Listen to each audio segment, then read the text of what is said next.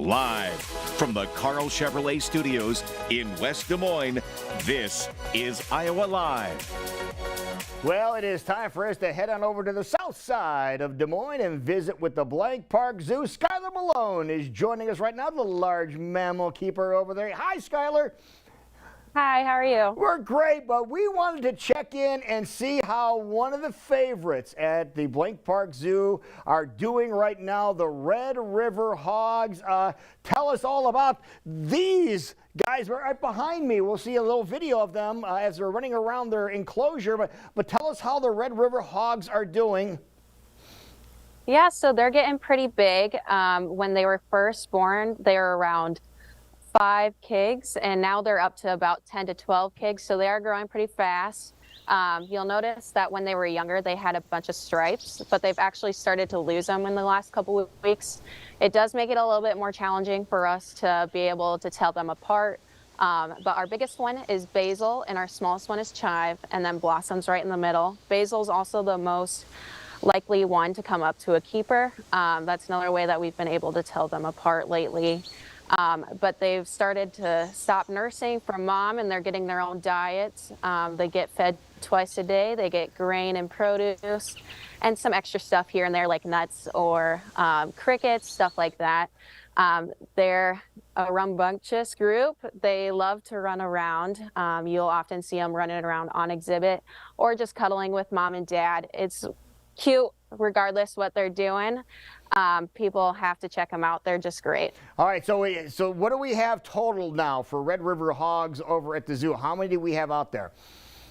Yep, so we have 5 Red River Hogs now, so mom and dad, and then 3 babies. Okay, so mom and dad are Shallot and Truffle, and then you mentioned the babies' names with Blossom, and then the 2 boys, Chive and Basil, right? Yep. All right, so if you go out to the zoo, you'll know their names, and that's impressive. If you can just rattle the names off, you can see how much they have changed. Look how much bigger they are. You can see in the new video we just got. You're right, the stripes have disappeared.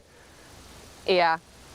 But how much bigger are they going to get here in the next 6 months? Because, oh, they're playing in the mud now. We're watching them play in the mud. But how much bigger will they get in the next 6 months? It's hard to tell within the next 6 months, but mom and dad are about 70 to 80 kigs, so eventually they will get to that point. We do weigh them either bi-weekly or monthly, so we do keep track of that. But who knows how big they'll be. Right now, as I said, Basil is the biggest, but that doesn't mean it will stay that way. All right, now we heard a little squeaking going on, especially when they were really small. They still vocalize like that? Yeah, they will still vocalize, especially if they're hungry and want their food. They'll let us know. If they get spooked by one of us, they'll be noisy too, but it's not like a constant thing.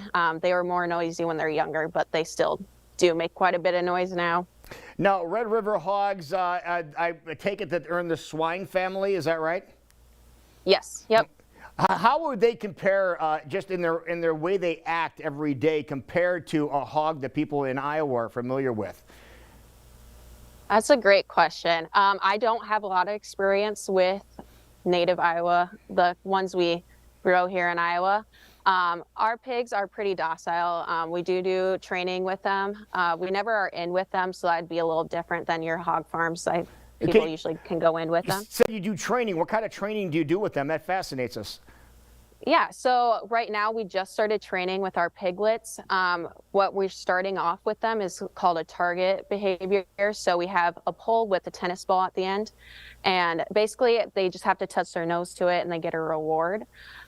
It's the most basic behavior we have. It kind of just helps us move them in whatever direction we want, and then we can build off it and do different behaviors.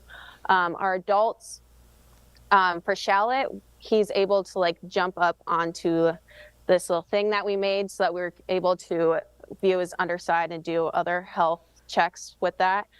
They also have a line-up behavior so that we can touch their sides, just make sure everything's good. That kind of stuff. Our hogs, we don't have as many behaviors as our other animals, but it is stuff that we work towards just to make it so voluntary veterinary stuff is easier. Okay, so that is a primary purpose, is you're not training them to do tricks, you're training them for their own health. Absolutely. Yep. It makes it easier and less stressful for them. So then we don't have to knock them down for just routine veterinary procedures. Where do people find the Red River hogs if they're going out to the zoo? They haven't been there for a while. What area of the zoo are they located? So they're in our Africa section.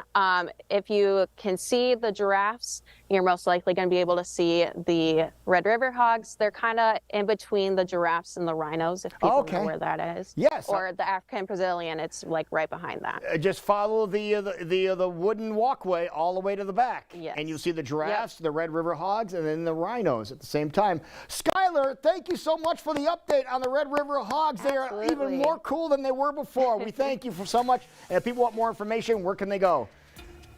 blankparkzoo.com, or you can come to the zoo. All right, that's just as easy. Thanks for watching, everybody. We'll see you tomorrow.